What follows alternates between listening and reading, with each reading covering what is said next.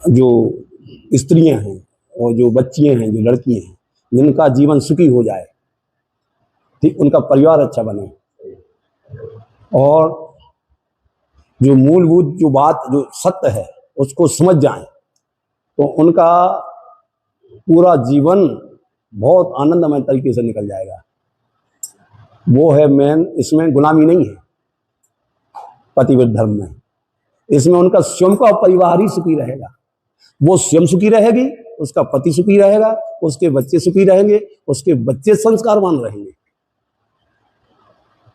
और जो पतिव्रता होती है तो उसकी दिव्य संतान पैदा होती है, दिव्य संतान। तो दिव्य संतान से ही वामता की संपूर्ण जो सुख है वो प्राप्त हो जाता है। जब दिव्य संतान नहीं होगी तो उसी संतान से दुख होता है।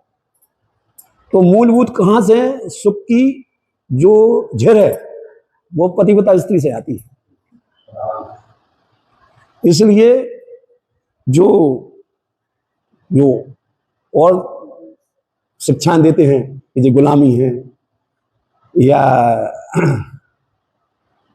हम भी तो सब कुछ ठीक है करो, लेकिन पति को साथ में लेके चले, तो पति भी सुखी, वो भी सुखी, परिवार सुखी, और मजबूत संस्कार पैदा होने वाली संतान होगी।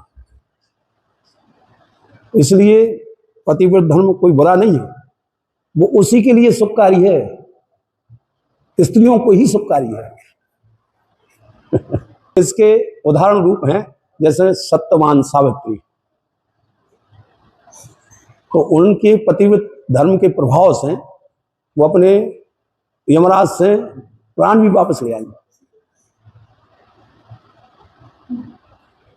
तो कोई प्राण वापस नहीं, यमराज के चंगुल में अगर आ गया तो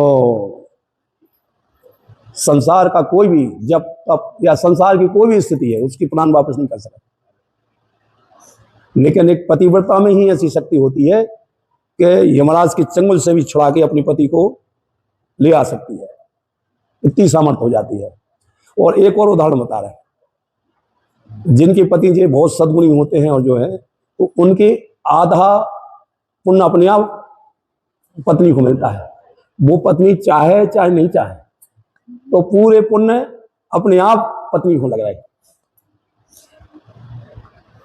अगर वो नहीं भी यानी वो लड़ने वाली है, वो झगड़ने वाली है, तो भी उसके पुण्य उसको आधे मिल रहा है। और अगर पतिव्रता हो तो उसको कितना नहीं लाभ होगा। लड़ने झगड़ने वाली को भी आधा मिल रहा है पुण्य, तो अगर वो पतिव्रता होगी तो वो एक शक्तिवान के रूप में कि जो सती अनसुईया ने तीनों देवताओं को बालक रूप बना दिया पतिव्रत धर्म के प्रभाव से। तो ऐसी क्षमता प्राप्त हो जाती है। और एक पतिव्रत धर्म का एक और प्रभाव बता रहे हैं, जो वृंदा है। भगवान ने भी ये कहा, जब वृंदा का सतुत्व नष्ट किया तो वृंदा से भगवान बोले कि पतिव्रत धर्म का जो प्रभाव है उसका यही है कि मैं प्राप्त हो जाता हूं, तो इसके पहले मैं तुम्हें प्राप्त हो चुका हूं, यानी तुम्हारा धर्म सफल रहा इसलिए मैं प्राप्त हो गया हूं। तो वृंदा बोली तो भला ही तुम प्राप्त हो गए, लेकिन हमारा पति के सामने तुमने हमें छल किया है, इसलिए हम तुमसे अत्यंत क्रोध में हम तुम्हें श्राप देते हैं कि तुमने काला मुंह किया है, इसलिए तुम काले पत्थर हो जाओ, तो अंदर से कठोर भी हो। तो सालक राम जी बना दिए उन्होंने, जो पतिव्रत धर्म का प्रभाव है। और अगर वो खुश हो जाती भगवान के उपदेश से, तो भगवान वृंदा से प्रसन्न नहीं होते, बल्कि वे दुखी होते। प्रसन्न इसलिए हुए जब श्राप दी तो प्रसन्न हो गए। और उसका एक प्रभाव ये रहा कि आज भी सबके गले में कंठी माला है तुलसी की, और भगवान स्वयं ही तुलसी के बगैर भोग नहीं लेते हैं, और दिन रात उनके सिर पे तुलसी धारण होनी चाहिए, और धारण से ही प्रसन्न होते हैं। अगर उनके सिर पे तुलसी धारण नहीं है तो ठाकुर जी प्रसन्न नहीं होते हैं। तो देखो एक और है, मेन कारण पतिव्रत धर्म है जो तुलसी की माला पहने फिर रहा है।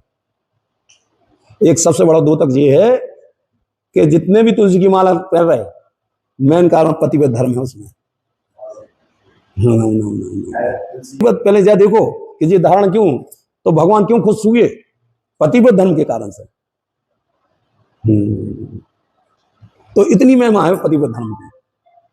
हम ये नहीं सिखा रहे कि कोई भी गुलामी है कुछ नहीं, उनके परिवार के लिए कि तुम्हारा ही परिवार सुखी रहेगा। और जो कहते हमारा पति मारता है पीटता, नहीं नहीं। देखो एक पतिव्रता को ऐसी शक्ति प्राप्त होती है कि प्राण वापस ले जा सकती, तो स्वभाव भी बदल सकती है। नारी में इतनी शक्ति होती है, कितना भी बिगड़ा हो पत्नी सुधर जाती, पति कितना भी बिगड़ा हो उसको सुधरना पड़ता है पतिव्रता के आने। ठीक।